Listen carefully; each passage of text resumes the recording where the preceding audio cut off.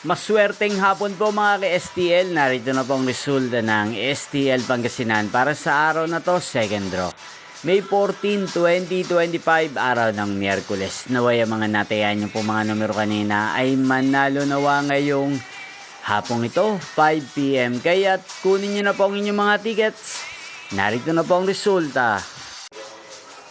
Ang mga numerong ninalo sa STL Pangasinan ngayong hapong ito, May 14, 2025, 5 PM. Second draw result, 32 at 20 in exact order. Sa lahat po ng tumaya kanina sa STL Pangasinan para second draw ng 32 at 20. Congrats po sa inyo, panalo po kayo. Again, 32 at 20. At ngayong hapong ito sa STL Pangasinan, atin pong i-shoutout si Ate Nida ng Pangasinan na nanonood din po sa channel ito araw-araw. Shoutout po sa inyo, Tinida.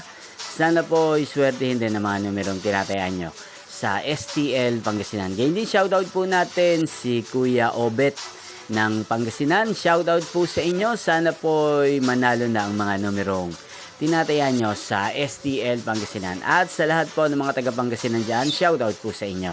Inyo pong napanood ang resulta ng STL Pangasinan sa channel na to, Roderick Hernandez TV.